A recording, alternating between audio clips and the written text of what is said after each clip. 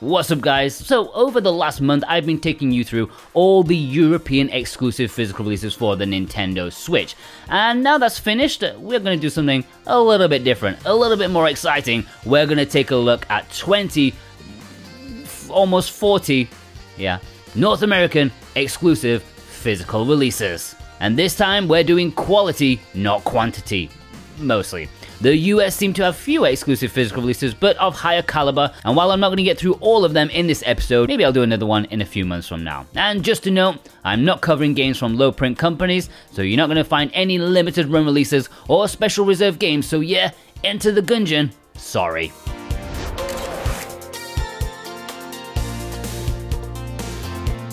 Let's begin with getting Mega Man out of the way. This is multiple entries in one, and this is going to happen quite a few times in this list. Mega Man is allergic to Europe, apparently, since none of the physical releases have made it to European shores. Mega Man Legacy Collection, Mega Man X Legacy Collection, Mega Man 11, and Mega Man 0/ZX, ZX, because North American I guess. That's 4 separate releases that never made it to Europe. I'm not surprised, I never played Mega Man back in the day, so maybe it's a series not popular over there.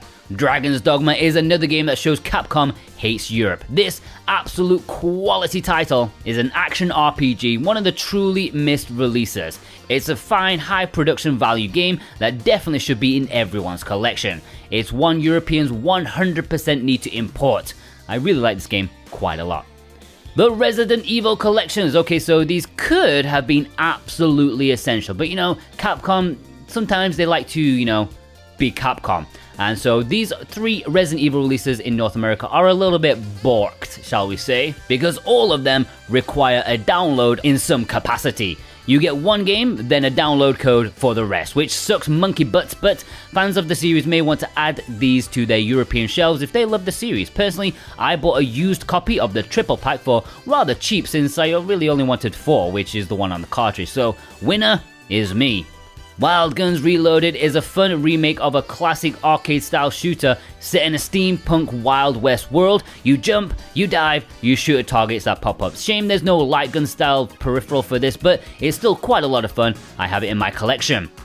Monster Boy and the Cursed Kingdom amazingly never got a European physical release, despite being far more associated with that region in its history, and even now I think this was made in Europe. But anyways, this brilliant side-scrolling action game impressed a lot of people and brought the Wonder Boy series back to the forefront with aplomb.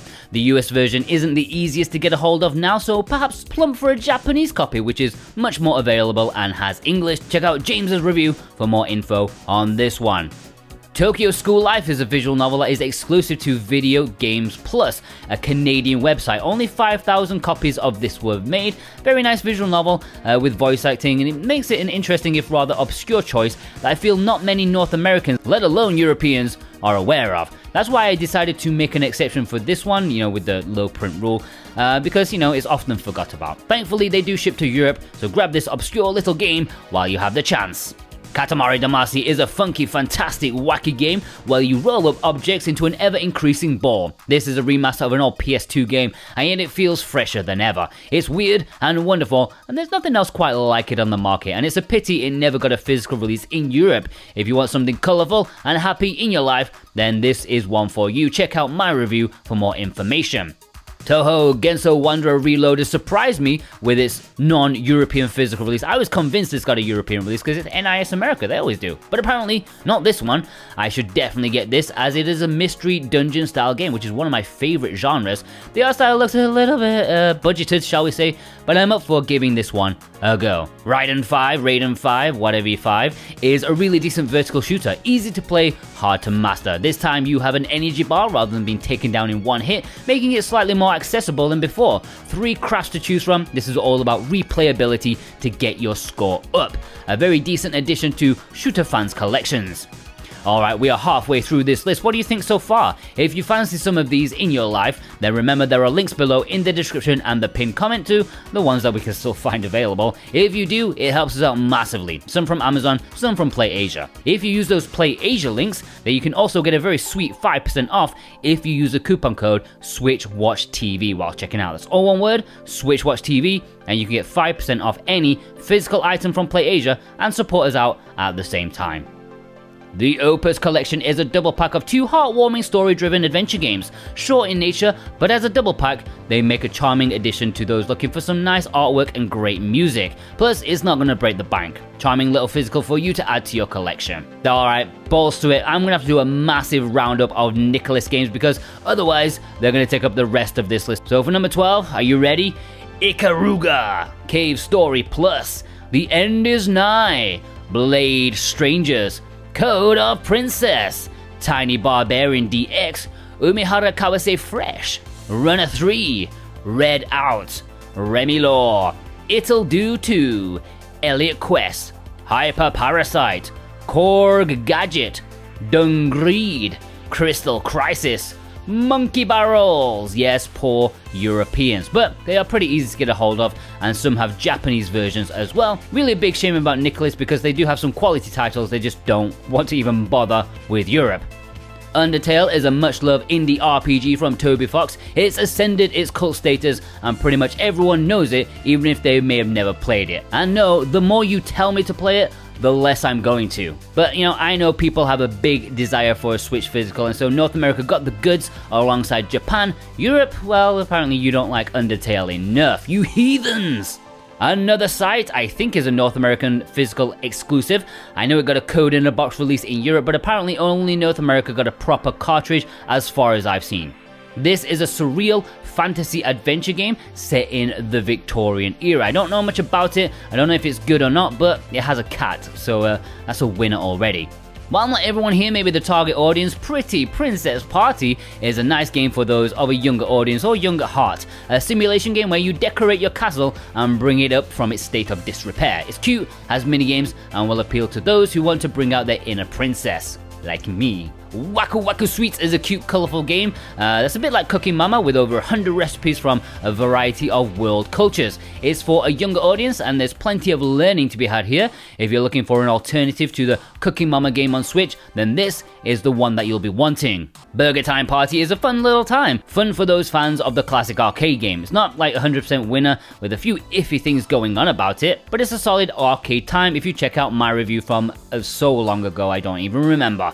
The older I get, the more I appreciate games that are more pick up and play in their nature, and this is a decent one for those looking for a simpler time. Let's have a triple helping of musical rhythm games, woven from the same thread pretty much. Musynx, Deemo, and Voez are 3 very similar games where you play dozens and dozens and hundreds of songs using the Switch touchscreen as sort of like a keyboard. There are plenty of these kind of games, but these 3 did not get a physical release in Europe, which is a pity since they are fantastic. They are the top tier ones of this kind of game. Hundreds of songs, plenty of updates, and so much variety that rhythm fans need these in their collection. Senran Kagura Peach Ball is a tongue-in-cheek pinball game starring the lovely ladies from the eponymous multi-genre series. Hack and slashers, beat-em-ups, perv-em-ups, and now pinball perv-em-ups. Is that a genre? I don't know. I've made it up. Bounce that ball off their butts, and I'm gonna start rapping like something here.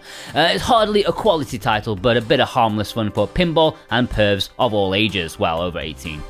Salt and Sanctuary is a fantastic side-scrolling darkly RPG. Many consider it the 2D Dark Souls, which is a comparison bandied around far too often, but this seems to fit that label rather well. Many consider it to be one of the best 2D slow-paced action games on the Switch, and should be one of the top imports for people in Europe if you played games such as Hollow Knight and Blasphemous. And there we have it, 20, okay, it's probably more than 40, I didn't count, thanks to all those multi-shoutouts. I'm just so generous to you guys. Remember, Euro dues, there are links below to some of them if you want to import them to your collection.